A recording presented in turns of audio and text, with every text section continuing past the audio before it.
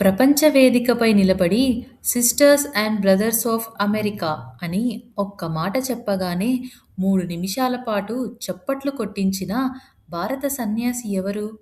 ఆయనే స్వామి వివేకానందుడు. కానీ ఆయన పుట్టుకతోనే గొప్పవాడా?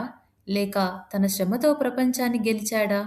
ఈరోజు మనం తెలుసుకోబోయేది వివేకానందుడి సక్సెస్ వెనుక ఉన్న అసలైన సీక్రెట్.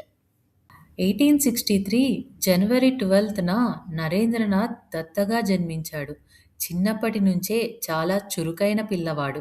ఆటలు, పాటలు, ఎనర్జీ ఎవ్వరూ కంట్రోల్ చేయలేని స్థాయిలో ఉండేవాడు.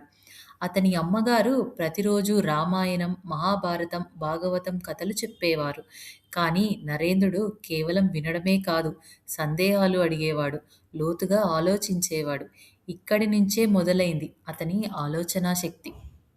వివేకానందుడి కాన్సంట్రేషన్ ఒక అద్భుతం. స్కూల్లో ఒకసారి ఫ్రెండ్స్తో మాట్లాడుతున్నాడు. టీచర్ ప్రశ్న అడిగితే అతను ఒక్కరే సరైన సమాధానం చెప్పాడు. కానీ టీచర్ "నువ్వు కూర్చో" అన్నా అతను కూర్చోలేదు. "తప్పు నాదే, వాళ్ళను నేనే మాట్లాడించాను, నన్నే శిక్షించండి" అని అన్నాడు. అది కాన్సంట్రేషన్ మాత్రమే కాదు, అది నిజాయితీ, ఇంకా అతని ధైర్యం. వివేకానందుడికి చిన్నప్పటి నుంచే సన్యాసులంటే చాలా ఇష్టం. "నేను ఒకరోజు గొప్ప సన్యాసి అవుతాను" అంటుండేవాడు. ధ్యానం అతని జీవితంలో కీలకం. అతని స్ట్రాంగ్ కాన్సంట్రేషన్ వెనుక ఉన్న అసలైన రహస్యం మెడిటేషన్. మీరు ఏది ఎక్కువగా ఆలోచిస్తే మీరు అదే అవుతారు. అతని జీవితం ఈ మాటకు సాక్ష్యం. దేవుడు ఎవరు? నిజం ఏమిటి? జీవితం అర్థం ఏమిటి? అని తీవ్రంగా ఆలోచిస్తూ ఉండేవాడు. ఈ ప్రశ్నలకు సమాధానం కోసం ఒకరోజు ఇంటి నుండి బయలుదేరి దక్షిణేశ్వర్లోని రామకృష్ణ పరమహంసను కలిశాడు.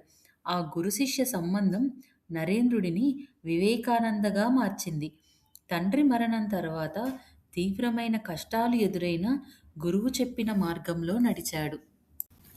ఇక్కడ మనం నేర్చుకోవాల్సింది జీవితంలో సరైన గురువు లేదా మార్గదర్శి ఎంత ముఖ్యమో.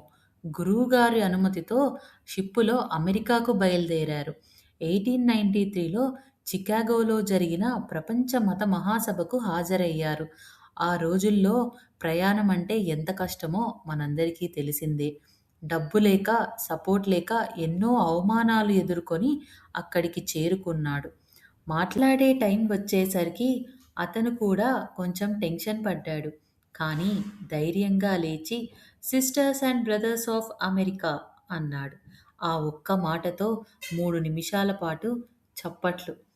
ఆ రోజు ప్రపంచం భారతదేశాన్ని కొత్త కళ్ళతో చూసింది.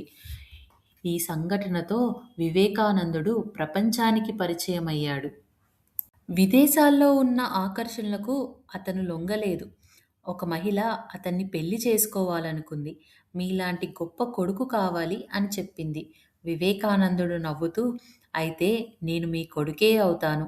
మీరు నా తల్లి" అని అన్నాడు. ఇది అతని స్థాయి. చాలామంది ఆయనను కారణజన్ముడు అంటారు. కానీ నిజం ఏమిటి? ఆయన పుట్టుకతో గొప్పవాడు కాదు. తన ఆలోచనలతో, శ్రమతో, క్రమశిక్షణతో తనను తాను తయారు చేసుకున్నాడు. కారణజన్ముడు అని పుట్టరు. కారణంగా జీవిస్తేనే కారణజన్ములు అవుతారు. ఫ్రెండ్స్, మీ లోపల కూడా ఒక గొప్ప శక్తి ఉంది. దాన్ని నిద్రపోనివ్వకండి. ధ్యానం చెయ్యండి. నమ్మకం పెంచుకోండి. లక్ష్యం ఫిక్స్ చేసుకోండి. ఇలాంటి మంచి విషయాలు మీ వరకు రావాలంటే సబ్స్క్రైబ్ చేసి మీ ఫ్రెండ్స్‌కి కూడా షేర్ చేయండి. మీకు ఒకవేళ నచ్చితే లైక్ కూడా చేయండి. మీకు కూడా వివేకానందుడి గురించి ఇంకా ఏమైనా తెలిస్తే కామెంట్ బాక్స్‌లో కామెంట్ చేయండి.